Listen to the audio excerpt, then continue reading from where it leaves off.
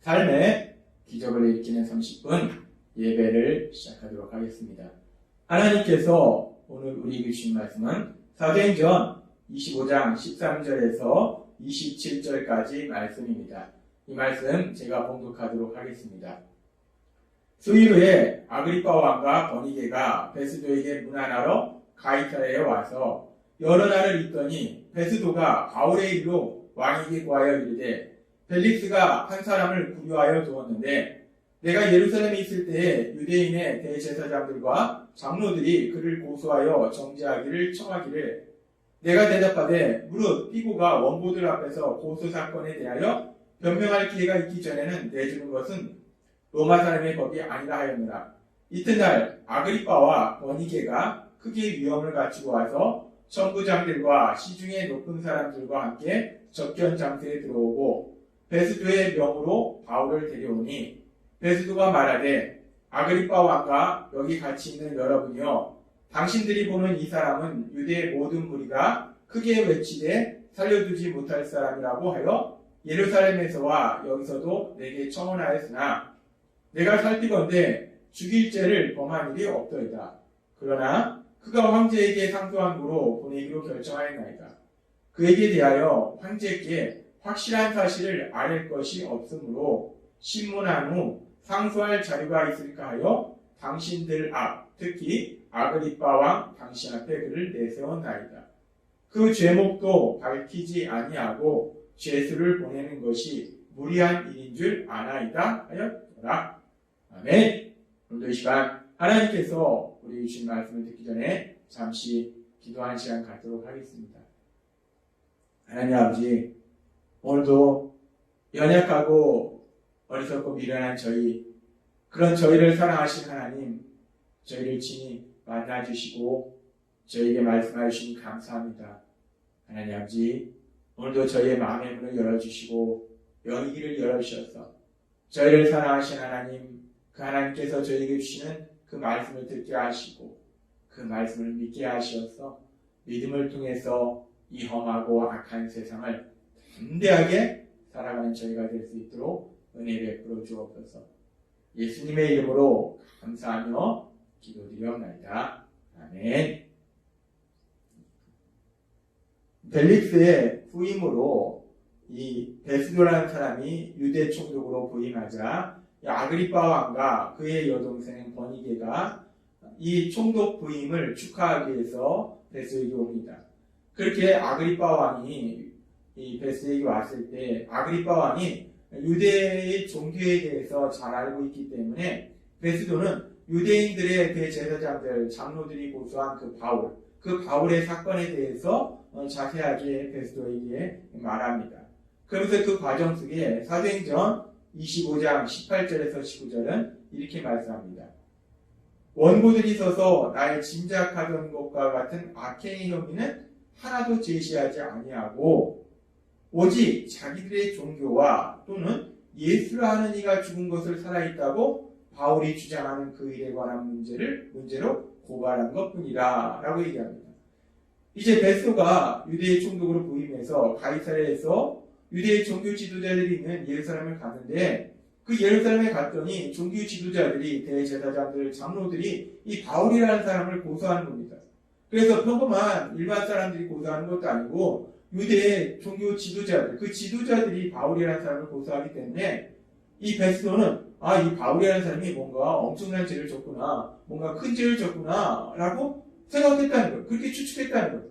그런데 그렇게 바울이라는 사람이 엄청난 죄를 졌다라고 추측하고 이제 가이사랴에 와서 바울을 피고로 그리고 고소하는 사람들을 원고로 해서 재판을 진행해 보니까 막상 재판을 진행해 보니까 바울을 고소하는 사람들이 바울이 죄를 지었다는 고소는 하는데 막상 무슨 죄를 지었는지 그 죄에 대한 명확한 증거는 하나도 제시하지 못하더라는 거예요. 그리고 단지 그들의 종교에서 서로 다른 의견을 가지고 있는 그 문제에 대해서 얘기하더라는 겁니다. 지금 이 베스도는 바울 사건에 대해서 얘기하면서 이 유대인들이 고소했지만 바울이 죄를 지었다는 증거를 하나도 그들이 제시하지 못했다라고 얘기합니다. 그러면서 그럼에도 불구하고 바울이 계속 이렇게 갇혀 있는 것은 바울이 로마 시민이기 때문에 로마 황제에게 재판을 받겠다라고 상소했기 때문에 지금 바울을 가둬두고 있다고 얘기합니다. 그런 베스도의 얘기할 이야기를 들은 이 아그리빠 왕은 유대인의 종교에 대해서 자세히 알고 있었기 때문에 또 바울이라는 사람에 대해서 들었을 거예요.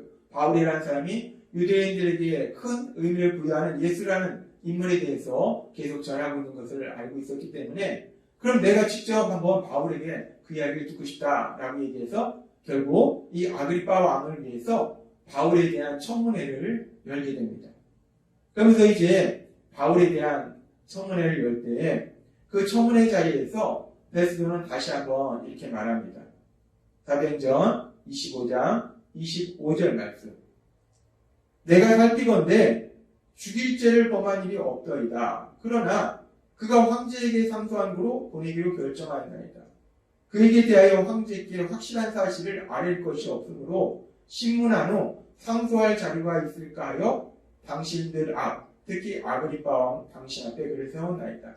그 죄목도 밝히지 아니하고 죄수를 보내는 것이 무리한 일인 줄 알아이다 하였더라 라고 얘기합니다. 이 베스도가 이제 아그리빠 왕을 위해서 바울의 청문회를 개최하면서 얘기할 때 자기가 바울을 신문했더니 죽일 죄를 범한 것이 없다라는 거예요. 아무런 죄가 없다라는 겁니다. 그래서 황제에게 상소했기 때문에 황제에게 바울을 죄수로 재판해달라고 보내야 되는데 도대체 어떤 제목으로 재판을 해달라고 보내야 될지 자기가 알 수 없어서 유대의 종교에 대해서 잘 알고 있는 아그리빠 왕 앞에 이렇게 청문회를 열었습니다. 라고 베스도가 이야기합니다. 지금 이 베스도의 말을 통해서 우리는 다시 한번 아주 중요한 사실을 알 수 있는데 이 유대의 총독인 베스도도 바울이 죽일 죄를 범한 일이 없다. 바울이 죄를 짓지 않았다는 거예요. 바울이 처벌받을 만한 죄를 짓지 않았다는 것을 베스도도 분명히 알고 있었다는 겁니다. 유대 총독 베스도가 바울이 그렇게 죄를 짓지 않았다는 것을 분명히 알고 있는데 그럼에도 불구하고 베스도는 바울을 석방하지 않습니다. 근데 이렇게 바울이 무죄임을 알면서도 바울을 석방하지 않는 이 로마 관리는 베스도가 처음이 아닙니다. 이 바울을 제일 처음 체포한 사람이 로마의 천부장인데 로마의 천부장 루시오가 이제 유대인들이 바울을 죽이려고 했을 때 그 바울을 총독 벨리스에게 보내면서 쓴 편지에 보면은 이렇게 편지에 이런 내용을 말씀하고 있습니다. 사도행전 23장 29절 말씀. 고발하는 것이 그들의 율법 문제에 관한 것뿐이요 한 가지도 죽이거나 결박할 사유가 없음을 발견하였나이다 라고 얘기합니다. 로마의 천부장이 유대인들의 폭동에 의해서 죽임당할 위기에 있는 바울을 구하고 그래서 그를 가둬두다가 이제 총독 벨리스에게 보냈는데 그러면서 그 쓴 편지에 바울을 죽이거나 결박할 사유가 없음을 발견하였나이다. 이 천부장 루시오가 볼 때도 바울이 이 가둬둘 이유가 없다는 거예요. 죄가 없다는 겁니다. 천부장이 볼 때도 바울을 가둬둘 이유가 없음에도 불구하고 천부장도 결국은 그 바울을 석방하지 않고 총독 벨리스에게 보내게 됩니다. 그리고 그렇게 이제 총독 벨리스에게 바울이 가게 되고 그래서 벨리스가 이제 바울을 재판할 때 그 과정 속에서 사도행전 24장 22절에서 23절은 이렇게 말씀합니다. 벨리스가 이 도에 관한 것을 더 자세히 아는 고로 연기하여 이르되 천부장 루시오아가 내려오거든 너희 일을 처결하리라 하고 배부자에게 명하여 바울을 지키되 자유를 주고 그의 친구들이 그를 돌봐주는 것을 금하지 말라 하니라. 이 벨릭스가 볼 때도 바울이 죄가 없는 겁니다. 그러니까 바울을 가둬두긴 하는데 바울에게 자유를 주라는 거예요. 그리고 바울의 친구들이 그를 돌보는 것을 막지 말라라고 얘기합니다. 지금 우리가 사도행전의 말씀에 보면은 바울을 잡아두었던 로마의 관리들 전부장 루시아, 그리고 첫 번째 총독 벨릭스, 그리고 오늘 우리가 읽은 말씀에서 얘기하고 있는 이제 다시 유대의 총독으로 부임한 페스도, 이 모든 로마의 관리들이 다 바울이 죄가 없음을 분명하게 알고 있었다는 거예요. 바울은 무죄라는 걸 알고 있었다는 겁니다. 그럼에도 불구하고 이 로마의 관리들이 왜 바울을 무죄로 선포하지 않았는가? 그 이유는 계속해서 나오지만 결국 이 로마의 관리들은 자신들이 다스리고 있는 유대인들, 그 유대인들의 눈치를 보고 있었다는 거예요. 유대인들의 신비를 건드리기 싫었다는 겁니다. 유대인들이 고소하는 바울을 풀어줬을 때 그들이 자신들에 대해서 악감정을 갖게 되고 소란을 일으킬 수 있기 때문에, 그래서 그 유대인들의 그 눈치를 보면서 아무 죄도 없는 바울을 가둬뒀다는 거예요. 결국은 자신들의 유익, 그 자신들의 유익을 위해서 죄가 없는 바울을 가둬뒀다는 거예요. 그리고 악한 유대인들은 아무 죄도 없는 그 바울을 집요하고 끈질기게 공격한다는 거예요. 우리가 이 모든 상황을 육체의 눈으로 바라보게 되면 바울이라는 사람이, 믿음의 사람 바울 사도가 이런 유대인들의 그 악한 유대인들에 의해서, 그리고 이 자신의 유익만 구하는 이 로마 관리들에 의해서 참으로 억울하게 감옥에 갇혀있는 그런 고난받는 그런 모습을 봅니다. 바울이라는 사람이 참으로 억울하게 그렇게 고난을 받고 있는 그런 모습이 우리 육체의 눈에 보여요. 그런데 우리가 이 상황을 육체의 눈으로 보는 것이 아니라 영적인 눈으로 바라보면, 하나님께서 전에도 우리에게 말씀하셨지만 이 모든 상황을 통해서 결국은 믿음의 사람 바울, 그 바울 사도가 소망하고 있는 것처럼, 그리고 하나님께서 바울 사도에게 말씀하신 것처럼 하나님의 선하신 뜻대로 바울 사도가 안전하게 지금 로마를 향해서 한 걸음 한 걸음 가고 있다는 거예요. 그렇습니다. 우리가 육체의 눈으로 볼 때는 악한 자들로 인해서 바울 사도가 억울하게 고생을 하는데, 근데 이 모든 상황을 영의 눈으로 바라보면 그렇게 악한 자들은, 바울을 고통스럽게 하는, 자신의 유익을 위해서 살아가는 그런 악한 자들은 결국 바울의 소망을 이루게 하는, 하나님의 선하실 뜻을 이루게 하는 그런 역할을 하더라는 거예요. 이 부분은 우리가 영화로 보면, 영화를 생각하면은 지금 악한 자들은 바울이라는 사람을 주인공으로 하는 그런 영화에서 바울이라는 사람을 도와주는, 바울이라는 사람을 돋보이게 하는 그런 악역을 하는 엑스트라 같은 그런 역할을 하더라는 거예요. 바울은 주인공이고, 영화의 주인공이고, 이 바울을 고통스럽게 힘들게 하는 그런 자신의 유익을 위해 살아가는 사람들, 결국 바울을 도와주는 악역을 하는 엑스트라에 불과하더라는 거예요. 그렇습니다.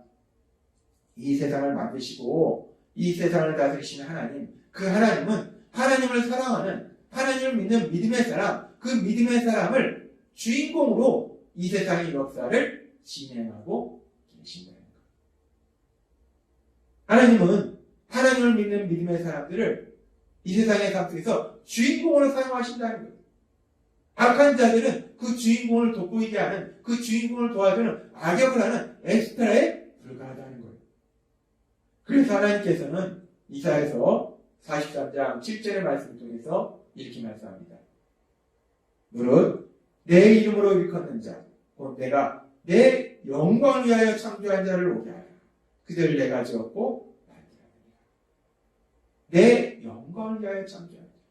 하나님을 사랑하는 사람, 하나님을 믿는 사람은 하나님의 영광을 위해서 창조한 자라는 거예요.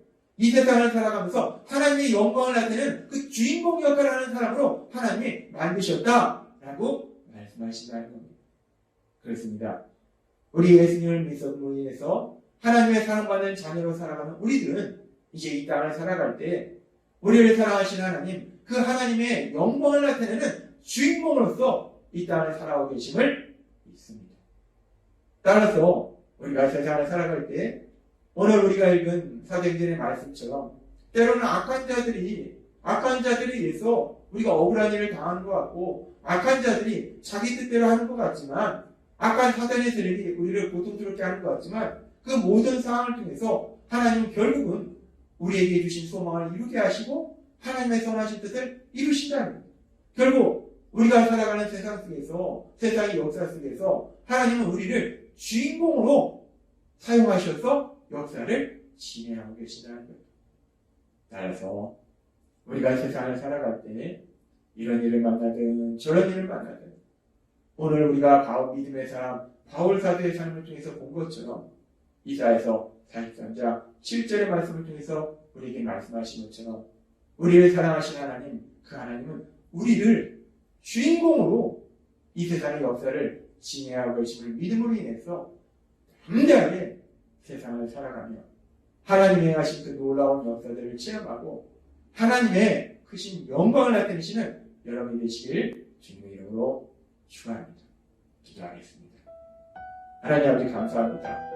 오늘도 주신 말씀처럼 우리가 바울 사도의 삶을 통해서 본 것처럼 이사야서 43장 7절의 말씀처럼 하나님께서는 하나님을 믿는 믿음의 사람을 주인공으로 이 세상의 역사를 진행하고 계심을 믿습니다. 따라서 우리가 세상을 살아가면서 그 어떤 일을 만날지라도 우리를 사랑하신 하나님이 우리를 주인공으로 역사를 진행하고 계심을 믿음으로 인해서 담대하게 살아가고 하나님의 그 영광을 나타내는 저희 모두가 될 수 있도록 은혜를 부어주옵소서. 예수님의 이름으로 감사하며 기도드리옵나이다.